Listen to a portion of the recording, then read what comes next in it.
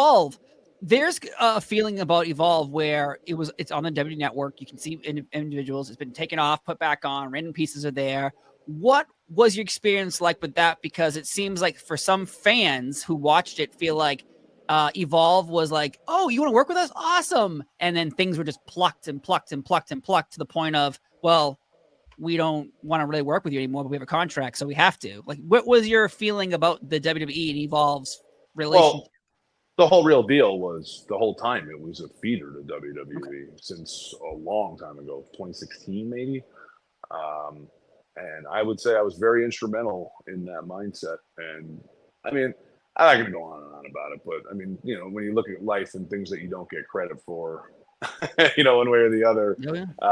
that would be one of them. And and for me, in the end, did it work out ultimately the way it was promised to me or the way I'd like it to? No.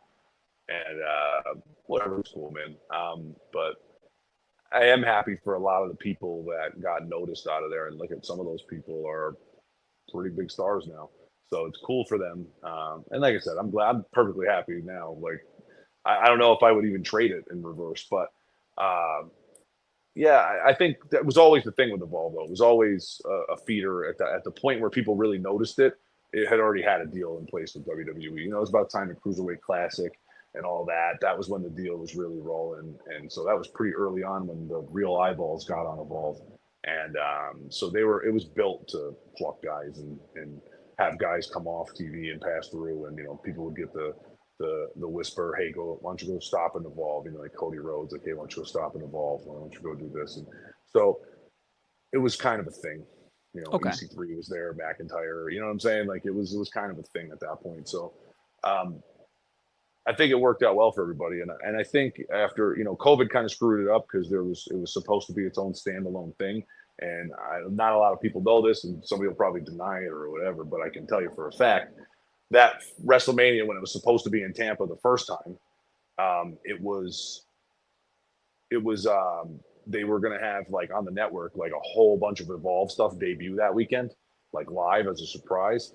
And there probably would have been some real title changes, not just for Evolve, but like for NXT and this and that. And it was going to be a big, like, here they are, look at this thing, it's real, you know?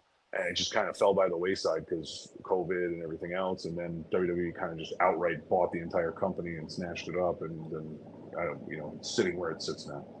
So Interesting, because people are very worried about the fact that we brought up earlier, the WWE working with TNA or Noah, and they're all very worried that like they're just gonna outright buy them and then call them NXT TNA, NXT I mean, Japan. it They're could happen. It could that's happen. what. I mean, it's business. It is. The thing is, what I wouldn't worry about if I was a fan is the cool thing about wrestling is it doesn't take a whole lot to start it up. You got guys in Uganda without a ring bouncing around in the dirt, right? Yeah, soft So, ground wrestling. so you can't ever really keep talent down for too long, and it's always going to spring up from somewhere else as long as somebody's got something they can watch somewhere on the TV and mimic.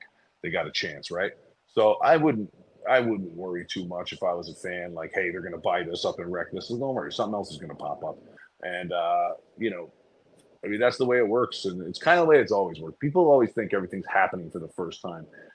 It's kind of pretty much how it went since the '70s and even before that. So it's like it's not really anything different. It's just packaged differently, or like relationships are formed differently. So nothing to sweat, man. Enjoy. All I would say is just enjoy who you enjoy, and if they're getting exposure and you get to see it in a different place, cool. But I could see also like yeah, oh my god, they ruined my favorite Fed. But don't worry, there'll be another one along shortly. You'll find That's something true. else you like.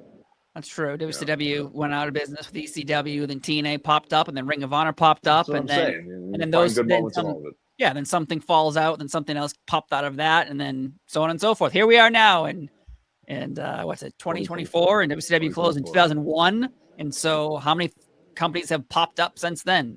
Exactly. Way So so many. It's an endless yeah, amount of wrestling. So whatever there style you you go. like, you find it. Exactly. So anyway, but before we move, we end this NWA.